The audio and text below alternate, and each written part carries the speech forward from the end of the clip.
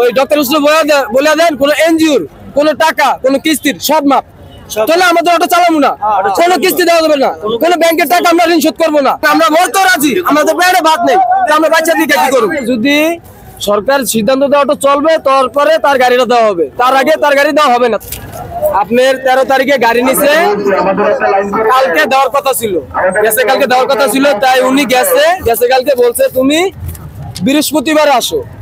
তো বৃহস্পতিবারে আজকে উনি গেছে, তাতে ওনারা জানিয়ে দেওয়া হয়েছে যদি সরকার সিদ্ধান্ত দেওয়াটা চলবে তারপরে তার গাড়িটা দেওয়া হবে, তার আগে তার গাড়ি দেওয়া হবে না। তার মানে কি আমাদের এই যে 2 লক্ষ টাকার একটা বোরাক যে নিয়ে গেল, তার মানে কি সরকার তাহলে একটা ওই ডক্টর ইউসুফ বলে দেন কোন এনজিওর কোন টাকা কোন কিস্তির সব মাপ, তাহলে আমাদের অটো চালাবো না, কোনো কিস্তি দেওয়া যাবে না, কোনো ব্যাংকের টাকা আমরা ঋণ শোধ করবো না, তাহলে আমরা অটো রাখবো না, আমাদের কোনো ঋণ নেওয়া যাবে না।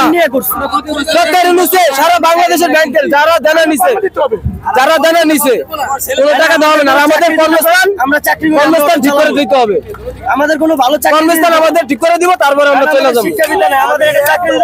তার আগে আমরা এই জায়গাতে লড়বো না, আমরা এখানে অবস্থান নেবো যাতে আমাদের দাবি না মাইনে নেওয়া হবে।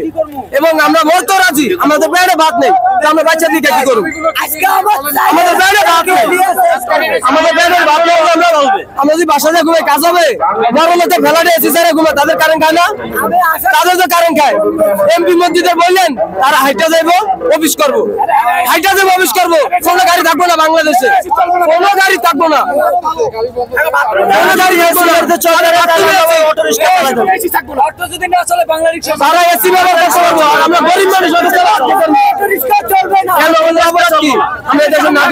আমাদের এই সংবাদ, ফিচার ও অনুষ্ঠানের জন্য ভিজিট করুন সংবাদ প্রকাশের ওয়েবসাইট এবং যুক্ত থাকুন ফেসবুক পেজ ও ইউটিউব চ্যানেলের সঙ্গে।